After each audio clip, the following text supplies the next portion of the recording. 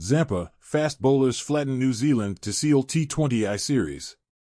Earlier, a handy knock from Pat Cummins kickstarted Australia's comeback. Australia 174, head 45, Ferguson 4-12, Sears 2-29, beat New Zealand 102, Phillips 42, Zampa 4-34, Ellis 2-16, by 72 runs. Josh Hazlewood bowled superbly with the new ball before leg spinner Adam Zampa returned to form as Australia tore through a shorthanded New Zealand batting order to wrap up the T20I series in Auckland. While their thrilling victory in the first game was highlighted by a magnificent chase, Australia's disciplined bowling attack shone here with Hazlewood's terrific opening spell setting the tone. Zampa then took over with 4 wickets as Australia clinched the Chappell-Hadlee Trophy with a thumping victory, with a match to spare. It was a stellar comeback for Australia, who were staring down the barrel at 138 for 7 after being sent in at Eden Park. New Zealand's woes were compounded when wicketkeeper-batter Devon Conway injured his left thumb early in the match and was not able to bat. An X-ray did clear him of a fracture, but he will be further reviewed. The series finale will be played at the same venue on Sunday. Hazlewood stars early, Zampa bounces back. Australia were seemingly defending a subpar total, but Hazlewood was on the money with trademark accurate line-and-length bowling.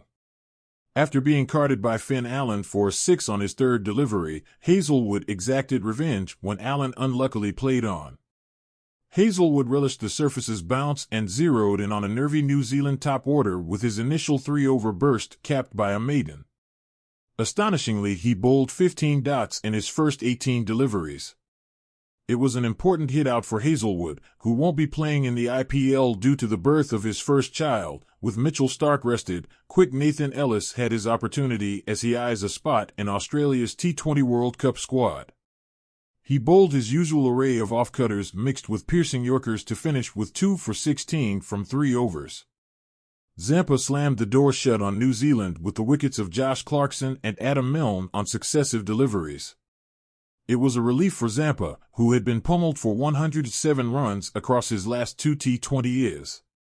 Australia's strong performance in the field was highlighted by returning wicketkeeper Matthew Wade sprinting towards fine leg and completing a fine diving catch to remove opener Will Young.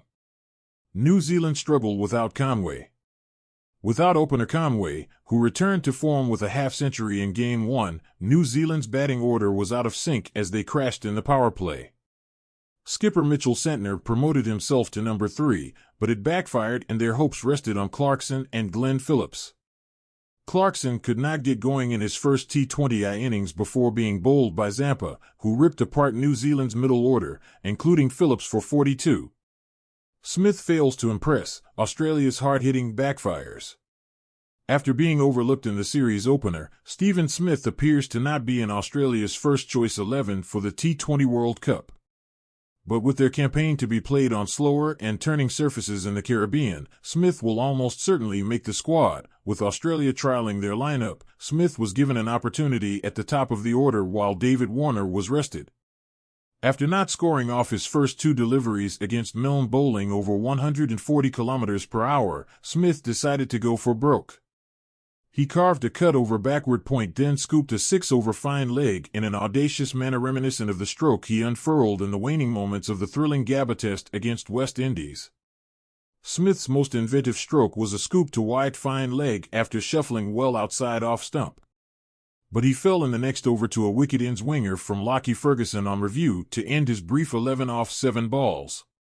Travis Head and Mitchell Marsh then tried to smash almost every delivery to the boundary in a rapid half-century partnership.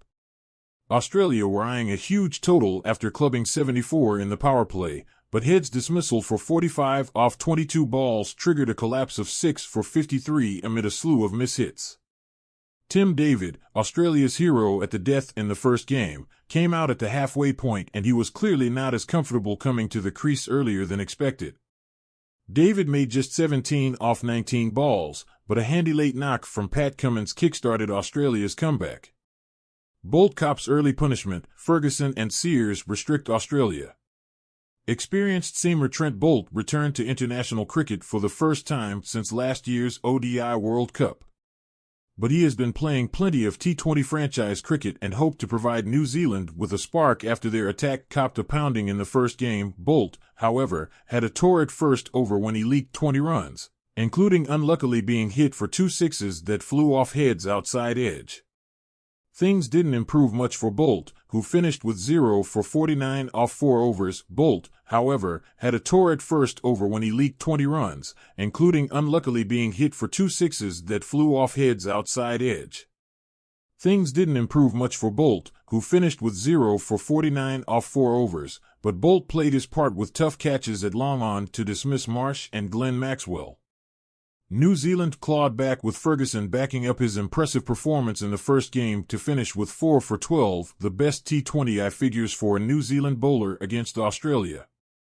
He bowled mostly a tight length to restrict Australia's power hitters with his bowling effort marked by 13 dot balls.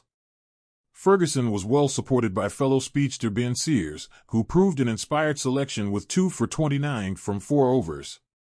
He mixed his pace superbly with numerous slower deliveries frustrating Australia's batters in the middle overs, but Boult played his part with tough catches at long on to dismiss Marsh and Glenn Maxwell.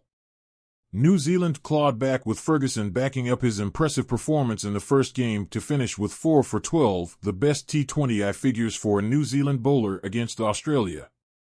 He bowled mostly a tight length to restrict Australia's power hitters with his bowling effort marked by 13 dot balls. Ferguson was well supported by fellow speedster Ben Sears, who proved an inspired selection with 2 for 29 from 4 overs. He mixed his pace superbly with numerous slower deliveries frustrating Australia's batters in the middle overs.